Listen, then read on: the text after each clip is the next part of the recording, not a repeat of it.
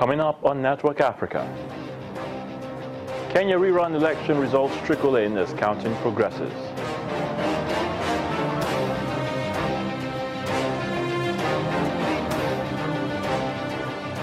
French court finds Equatorial Guinea's Vice President Théodorine Obiang guilty of embezzlement, gives him a 3-year suspended jail term.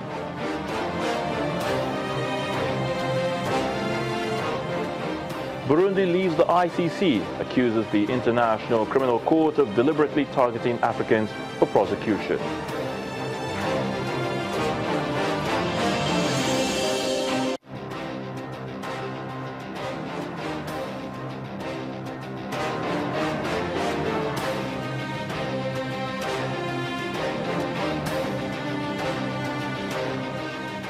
Results of Kenya's presidential election rerun have started trickling in today, Friday, with early estimates of the nationwide turnout at below 35%, dealing a blow at President Uhuru Kenyatta's hopes for a decisive second-term mandate. While turnout was high in Kenyatta strongholds, that of opposition leader Raila Odinga were low, and in some counties there was none at all, as followers heeded his call for a boycott. Pockets of violence have continued today, with police saying they shot dead one man who tried to steal an officer's weapon during a protest in Bungoma County, west of Kenya.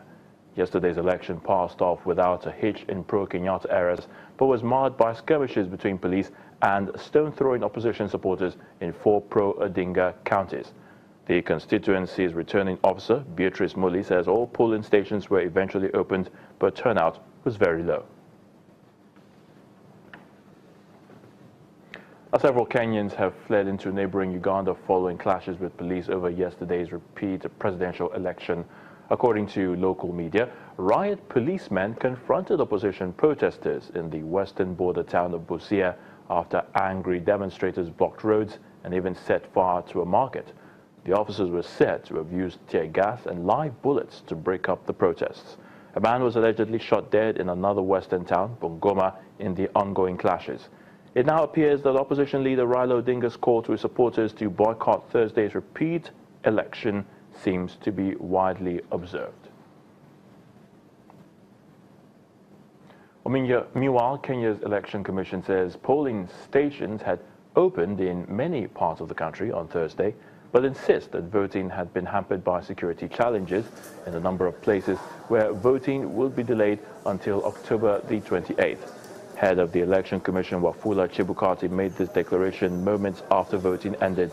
He adds voting will be delayed in Homa Bay, Kisumu, Migori and Siaya, all in the opposition stronghold of Western Kenya. The repeat election is being closely watched across East Africa, which relies on Kenya as a trade and logistics hub. Following the security situation and continues its consultations on the same, and we have made a determination that in areas affected,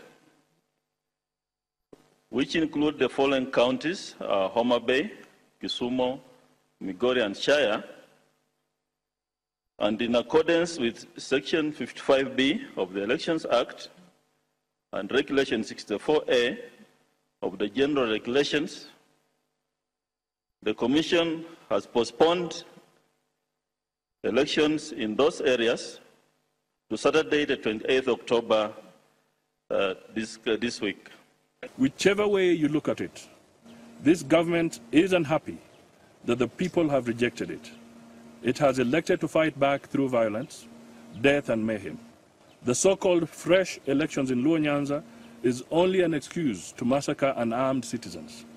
It is also instructive that this zone is largely a Seventh-day Adventist Church region. We caution state agents against disrupting Christian worship through a meaningless election exercise, and even worse, violence. In the event that IEBC refuses to listen to wisdom and instead goes on with these meaningless forced polls, we advise the people not to walk into this trap of death. We call on the residents of these counties to stay away from the planned polls. Now to talk more on the Kenya presidential election, I'm being joined on Network Africa by Dr. Okwe Okpala, an international affairs analyst. Welcome to the program, Dr. Okpala. Thank you so much. All right, so let's look at the fallout from the rerun elections held yesterday. We understand that, of course, the turnout has been really low compared to the one that was held on August the 8th, which was annulled by the Supreme Court in that country of Kenya. Now, do you think those who did boycott the election, I mean, do you think they will regret their action? Well, I don't think they will regret it. Well, and the low turnout is expected. First, I mean, of course, Raila Odinga have already announced that he will not participate, and his supporters should boycott the election. I remember Raila Odinga lost narrowly to the president in the last election, so he has formidable support. So when you remove his supporters, and then those who are not strongly in support of the president, we have this voter fatigue. I mean, because of that, they will not participate. And there are also those who may feel like, oh, since the major opposition is not contesting, I mean, what's the use? I mean, this president will win whether we participate or not. So the low turnout is expected. But will they regret it? Well, I think they've been persuaded that, look, there is no use. The system is already rigged against you. Whether they are right or wrong, I mean, they don't believe that participating will make a difference, that the result, and that is the problem in something like that, in an election like that, especially in Africa.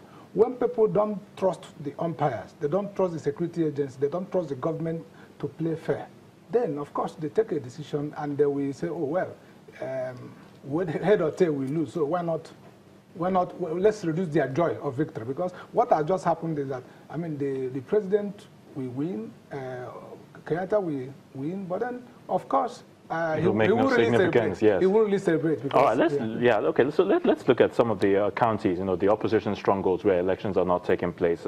We understand that the polls there would have been postponed or will be postponed to October the 28th. So how would this impact the results of the entire process? When elections do take place in those 4 counties of the opposition stronghold. I don't really think it will affect the result. One, I expect that among those who voted, Uhuru Kenyatta will win landslide in this particular election. Secondly, is that they are postponing only 4 out of 48 counties. Kenya has 48 counties, and only 4 elections are being postponed in for just about 8%. And I expect that, I mean, Uhuru Kenyatta with Odinga out of the way, we win the election by more than 90%.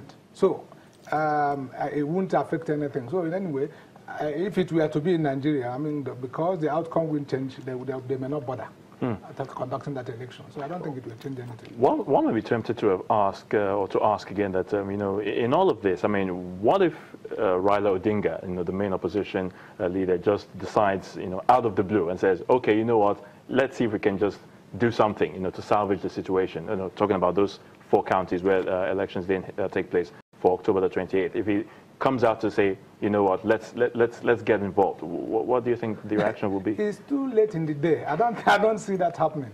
It's too late in the day. Of course, like we said, 90% of the votes have been cast, and then these are mainly people who fiercely support, because those who are even supporting him marginally will not bother, because they will feel the voter fatigue will take care of them. They will make sure they don't go. So those who are voting in this election are people who seriously support Uhuru Kenyatta. So I expect up to 90% of the votes will go for him. Then, so if he changes today and say, oh, let's go and vote, well, we will end up just giving Uhuru Kenyatta reason to celebrate the victory, that it was competitive after all. Now, just elections in 2019, a quick one before we go. What lessons are there, for Nigeria to learn regarding this election in Kenya? Can we learn anything? There are a lot to learn. One is that the Kenya, part of the underground current that gave this problem to Kenya is ethnicity. The competition between the Kikuyus and the Luos people. And when the country is divided, Nigeria is already very divided now. I don't think since Civil War that Nigeria has been more divided than it is today. And when a country, election itself is a divisive activity. So if Nigeria is this divided before going to election, then there is danger during that election. Secondly, the government needs to begin to build confidence. there's lesson to learn for government, there's lesson to learn for the electoral officers, there's lesson to learn for security officers, security agencies. You see, the electoral officer is already skewed. In case of Nigeria, both the head of the umpire and the president, they are from the same side. All the sides of all the security agents, the chiefs of security agents, most of them are from the same side. Oh. These are things that can without danger, except, perception can sometimes. So until confidence is built, people may have reasons to say, look, are you sure that these people who will handle this thing will be fair? All right, Dr. Ogo Akpola, International Affairs Analyst, thank you so much for your thoughts on Network Africa. We appreciate the time. Thank you so much.